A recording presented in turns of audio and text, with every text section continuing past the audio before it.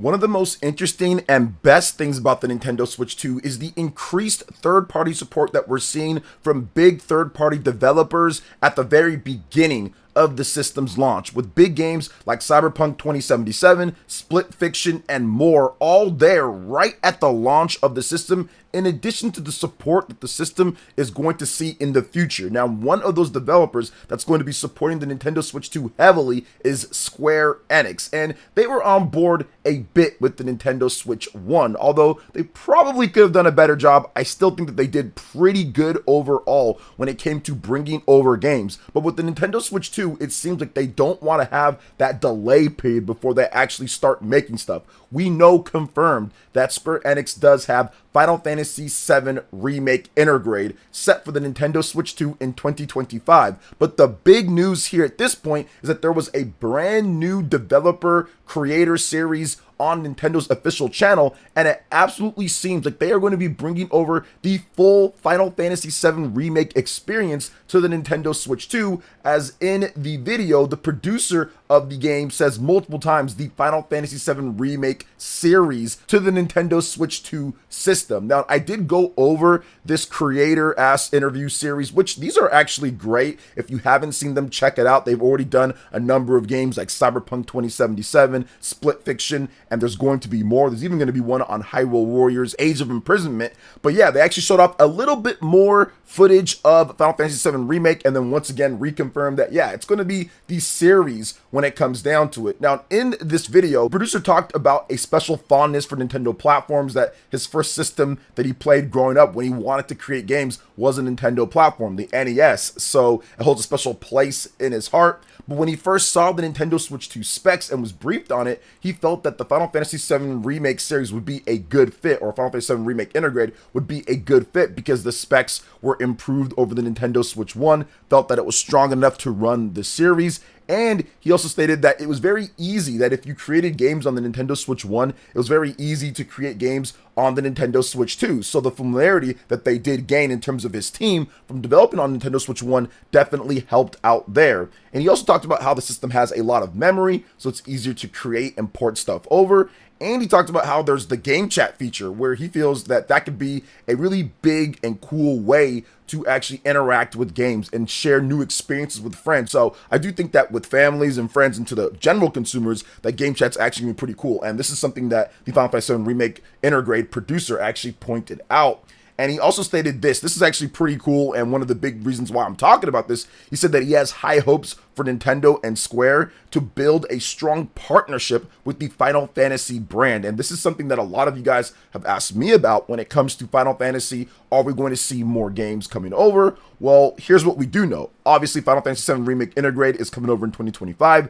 I'm guessing that Final Fantasy VII Rebirth, that is coming over in 2026. Nate the Hate has also talked about that as well, that that's going to be a 2026 game. It doesn't seem, as of right now at least, that Final Fantasy 16 is coming over. They're focusing on the FF7 Remake series, which the producer did say it here in the video, that it's going to be the FF7 Remake series for the Nintendo Switch 2. So I'm guessing they're going to focus on that. Then, of course, getting the third game ready for the Nintendo Switch 2 as well, hopefully for a day and date release with the PlayStation 5, and if it comes to Xbox or any other system. So I do feel that that is big, and potentially even Final Fantasy 14 as well, the online MMO. I think that's going to come over, as they've stated multiple times that they want to bring that over, and that's already on Xbox in addition to PlayStation 5 and PC. So I do see that happening, and especially with the improved specs and online capabilities of the Nintendo Switch 2, I think a game like Final Fantasy 14 is definitely going to happen as well. But it's good to finally see Final Fantasy, mainline, big Final Fantasy, graphics Final Fantasy, whatever you want to call it, right,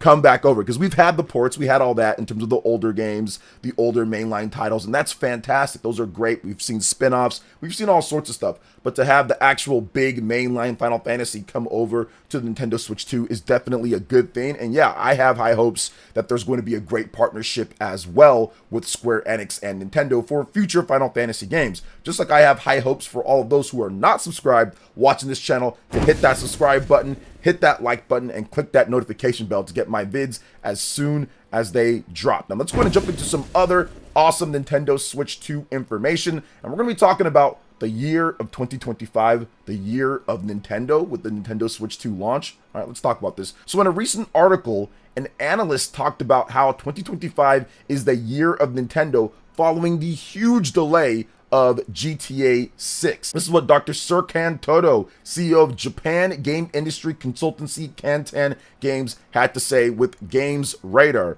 Quote, now Nintendo has a half a year to prepare and market a potentially big holiday lineup.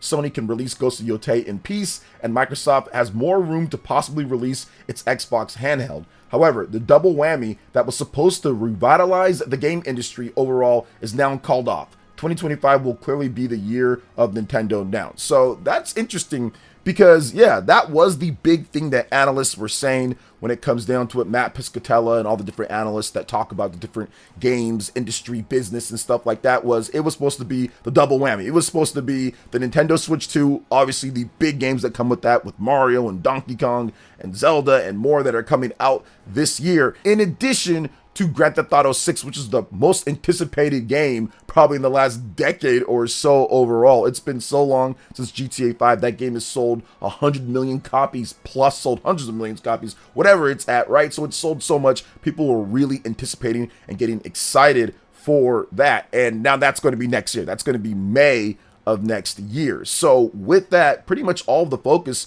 now goes on to the Nintendo Switch 2 and the bigger games coming out for Xbox and PlayStation. Ghost of Yotei, potentially even having an Xbox handheld, or whatever big games that Microsoft's going to be releasing, like Call of Duty, for example, the big third-party games that they now own at this point, when it comes down to it. So I do think that, yeah, 2025 pretty much gives a clean slate overall for Nintendo, and to see what they have for the holiday lineup, to see what else that they have, because I still think that Nintendo has at least one or two more big games they might reveal, because Pokemon Legends ZA is the only big fall game, I think, outside of probably Hyrule Warriors Age of Imprisonment. So I think that they might have something else, one more game to kind of pair that up with those games as well. So I think it's going to be pretty cool overall. We're going to get something probably like a big Nintendo Direct where they might detail more information on the second half lineup that we're going to see for the Nintendo Switch 2. So what do you guys think about this analysis? Let me know in the comment section below. But now we're going to move on to a situation that we've talked about before on the channel with the whole tariff thing and how that's wreaking havoc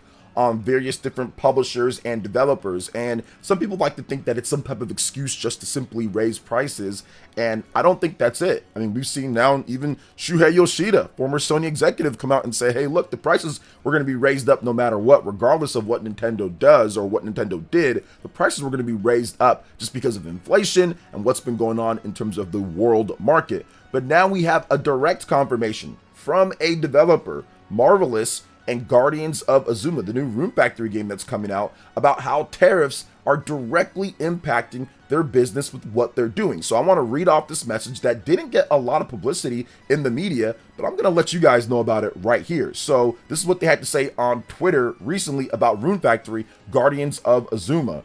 I'd like to share an update with our fans in the Americas. Like other companies that deal with an international supply chain, the uncertainty of the tariffs situation is creating havoc on our production schedules, and there is a chance that the premium Earth Dancer edition of our upcoming Rune Factory Guardians of Azuma release may not be ready in time for the game's worldwide June 5th release. Specifically, the Sensu folding fan is done, but has been stuck at our supplier's factory in China for a couple weeks. Trying to bring it over now with an effective tariff rate that will cost an unanticipated fees totaling over 20% of the suggested selling price, largely due to this item being the most expensive component we have ever produced, with the exception of the figure going into a collector's edition. We cannot pay those fees, and trying to pass the cost on to the fans who already pre-ordered at a set price is also unacceptable to us. Think about that paragraph for a second there. Look at what they said. They specifically confirmed that the tariffs that are going into effect, that they can't pay it, and they've already taken pre-orders and it's way over, so they're going to be net negative on what they're doing there. 20% over the selling price overall, but they don't want to pass that on to you guys because that's essentially what tariffs will do at such a high rate. They will pass it on to the consumer. You can eat a small percentage of that tariff, but you're not going to eat 20% plus or 145% like Microsoft has with tariffs when it comes to the Xbox series of systems or anything in China. Heck, we saw it with the Amiibos.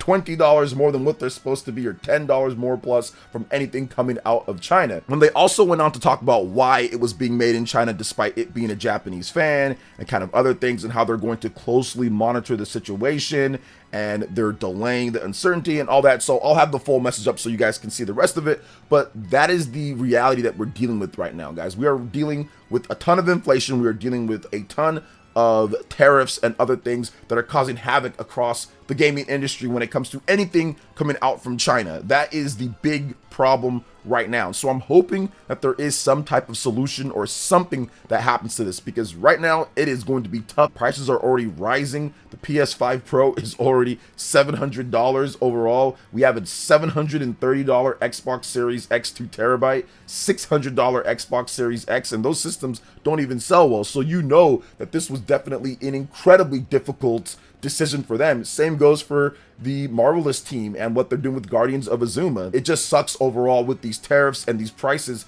being so high that they're being slapped onto people that have already pre-ordered things. So I'm not sure what the solution is going to be for them. We'll see what they end up doing, because they did say, hey, look, they're still seeing what they're going to do. But yeah, right now it's not looking so good overall for any products coming out of China and the cost that's going to be associated with it. So what do you guys think about that? Let me know in the comment section below as well. But now we're going to move on to a new thing happening with Elden Ring, specifically for the Nintendo Switch 2 version of the game. The Elden Ring Tarnished Edition actually comes with some new content, which I didn't expect at all. So this is coming directly from Software, and they said this at their From Software Games event Spring 2025 held in Tokyo on May 6th. It was revealed that 2 new classes from the Knight of Ideas and Heavy Knight would debut in the Switch 2 release of the game. Now, we don't know if these are going to go to other platforms as well, or we don't know what's going to be the differences with those,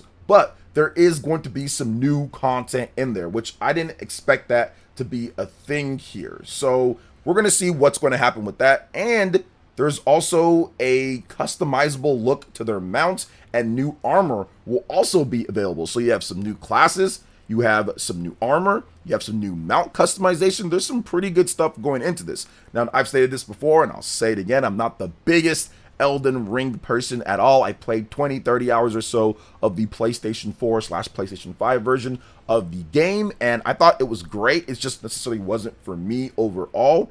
I'll definitely take a look at this Tarnished Edition just to see some of the new content, and of course test out how it runs and looks on the Nintendo Switch 2.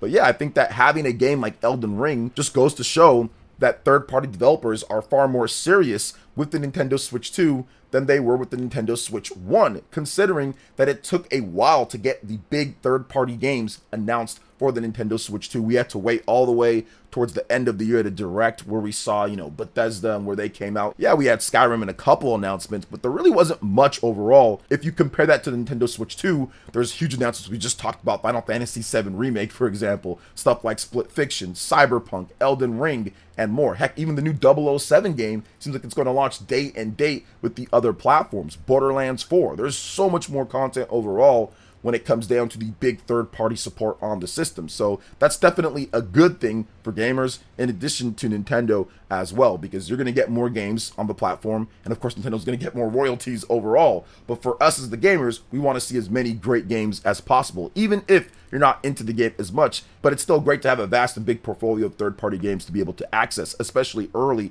in the system's life. So definitely good to see Elden Ring Tarnished Edition coming over with some cool new content as well. Now we're going to move on to the final story here, guys, and we're going to be discussing Clair Obscur Expedition 33. The sales have now topped 2 million units. This is easily one of the better selling turn-based RPGs in the modern era, and I'm very happy for Kelper Interactive, who is the publisher, and the developer Sandfall Interactive. I actually received a PlayStation 5 digital deluxe edition code from them to check out the game myself, and I have been blown away with what I've played. I'm about 40 hours in on hard mode, and I'm going to be doing a full review for you guys once I'm done just discussing the game and everything. But I love the game. It is fantastic. It is so much fun overall. One of the better games that I've played, and I'd probably say as a Western developed game, it is the best Western developed RPG that I've played since Mass Effect. That's how good this game is. And yes, I know there's Baldur's Gate, and I know that there's other titles. There's all sorts of stuff that has came out since then, The Witcher 3, but I never really got into any of those when I tried them. This game has been incredible. And yes, it does borrow a lot from games like Lost Odyssey and Persona and Final Fantasy and all that, but that's the whole point. The whole point is to do what those games did, but then also add your own flair and style, which they did with the parry and dodge system in the game, plus the art style and the story. So this is great for them. I'm very happy that they're doing well. And I do think that Clair Obscur Expedition 33 with these sales, I do think now that it's confirmed that they are going to look to expand. And what are they going to look to expand to? Oh, well, the Nintendo Switch 2, a system that would be perfect for this game as a turn-based RPG, HD Rumble and all of that. The haptics in the PS5 version are great, so I absolutely see them bringing it over. I think now that it's a guaranteed, confirmed, super success at this point, that there's no chance it doesn't come over to Nintendo Switch 2. And I think that there will probably be an announcement sometime this year. But what do you guys think about Clair Obscur Expedition 33 in addition to all the other topics that we discussed today? Let me know in the comment section below. All right, guys, that wraps it up for this video here. Thank you so much for watching. I do appreciate it. Please make sure you hit that like button, subscribe if you're someone new, click that notification bell, and check out my other Nintendo Switch 2 RPG content and more right here on screen. Thanks for watching, and we'll catch you guys for the next one. Peace.